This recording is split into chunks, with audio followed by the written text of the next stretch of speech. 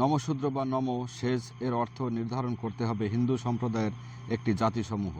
এই গোষ্ঠীর বিস্তার মূলত বৃহৎবঙ্গ, বর্তমানে যা ভারতের পশ্চিমবঙ্গে ও বাংলাদেশে বসবাস করছে। এছাড়াও দেশের বিভিন্ন ক্ষেত্রে তারা অল্প সংখ্যায় ছড়িয়ে আছে। নম নামটি নমস্মুনি থেকে প্রাপ্য হয়েছে। ব্যবস্থার ভিত্তিতে তাদের নামের শেষে শূদ্র জুড়ে দেওয়া হয়েছে। সেখানে তাদের শূদ্র বলা হয়নি। এর আগের কোনো প্রমাণ বা উল্লেখ নেই। এটি 1911-র আশেপাশে বর্ণ বা অবর্ণজনের মধ্যে কিছু বর্ণবাদীদের কেউ ছড়িয়ে দিয়ে থাকবে। বস্তুত সমস্ত তথ্য প্রমাণে এরা একটি অবর্ণ গোষ্ঠী, যাদের কয়েকটি গোত্র নামের গল্প জনসমাজে প্রচলিত ছিল। অবর্ণ গোষ্ঠীর গোত্র নামের মধ্যে নম কাশ্যপ রয়েছে। এই জনগোষ্ঠীর বহু মানুষ বৈষ্ণব সম্প্রদায় অনুগামী হয়েছিল। পরিসংখ্যানে তাদের পূর্বপুরুষের শ্রুতি অনুযায়ী অধিকাংশ নমই কাশ্যপ গোত্রের অন্তর্গত।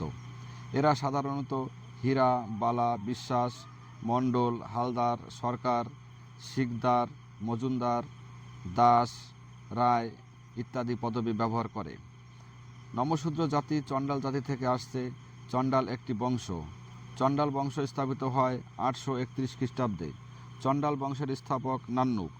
চণ্ডাল বংশের প্রতাপশালী রাজা জয়শক্তি, বিজয়শক্তি, বিদ্যাধর আরও অনেকে। চণ্ডাল বংশের পরাজয়ের পর তাদেরকে নিম্ন কাজের সঙ্গে যুক্ত করা হয় এবং বিদ্যাচর্চার অধিকার দেওয়া হয় না, ফলে তাদের ইতিহাস অজানাই থেকে যায়। চণ্ডালরা মূলত চন্দ্রবংশী রাজপুত।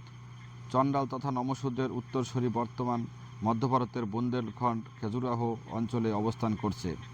চণ্ডালরা দেবদেবীর পুজো করতেন না। তাদের উপাস্য ছিলেন বিষ্ণু, মহাদেব। তাদের উদ্দেশ্যে বিভিন্ন মন্দির স্থাপন করেছে। তার মধ্যে উল্লেখযোগ্য সোমনাথ মন্দির, লক্ষণ মন্দির। চণ্ডালদের স্থান বিশেষ বিভিন্ন মত পথের অনুসারী হিসাবে দেখা যায়, যেমন বুদ্ধ, জৈন, হিন্দু, শিখ সকলেই সনাতন ধর্মের অংশ। ভারতবর্ষে তাদের শাসনকাল প্রায় 580 সাল। তাদের শাসন অঞ্চল মহারাষ্ট্র, মধ্যপ্রদেশ, উত্তরপ্রদেশ, বিহার, ঝাড়খণ্ড, উড়িষ্যা, অবিভক্ত বাঙাল জুড়ে কাল করে বিভিন্ন শিলালেখে তার সুস্পষ্ট প্রমাণিত। তারা তাদের বীরত্বের ছাপ রেখে গেছে অখণ্ড ভারতবর্ষে। নমশূদ্র জাতির পূর্বপুরুষ গোল্ড জাতির আদিবাসী।